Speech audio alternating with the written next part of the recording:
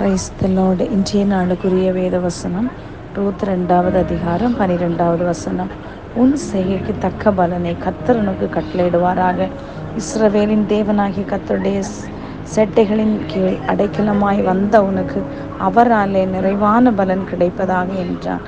அன்புக்குரியவர்களே, இந்த அருமையான கால வேளையிலே இயேசு கிறிஸ்துவின் இனி நாமத்தில் உங்களை வாழ்த்துகிறேன்.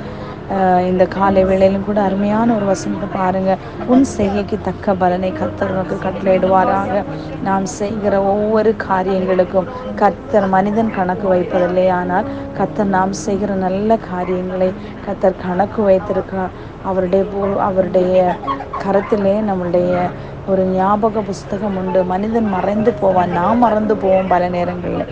ஆனால் கர்த்தர் நம்மை மறக்காத தெய்வமாய் நம்மை நடத்த வல்லமுள்ள தேவனாய் இருக்கிறார். அன்புக்குரியவர்களே, அதுபோல அவருடைய சட்டைகளின் கீழ் அடைக்கலம் பூவா என்று நம்முடைய சங்கீதக்காரன் உன்னதமானவன் மறைவில் இருப்பார், சர்வ வல்லவருடைய நிழலில் தங்குவான் அப்படின்னு சொல்லிட்டு அந்த வசனத்தில் சொல்லும்போது, அவர் சட்டைகளின் கீழே நீ அடைக்கலம் பூவாய், உனக்கு பாக்கியம் நன்மை உண்டாயிருக்கும்.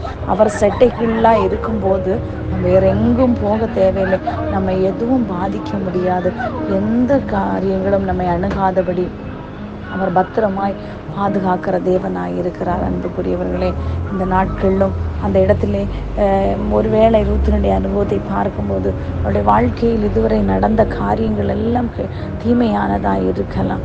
ஆனால் பாருங்கள், கர்த்தருடைய அந்த ஒரு அந்த ஒரு தலைமுறையை சுமக்கிற ஒரு அருமையான போவாசின் மனைவியாக மாற்றப்படுகிறார். அவள் அனுபவித்த கஷ்டங்களுக்கு பதிலாக நன்மையை அனுபவிக்க கர்த்தர் அவளுக்கு ஒரு கிருபை பாராட்டுகிறார். பாருங்கள், இதை விட எவ்வளோ அருமையான ஒரு தகப்பனாய் இருந்த நம்முடைய பிதாவானவர் நம்மை வழிநடத்துகிற தேவனாய் இருக்கிறார்.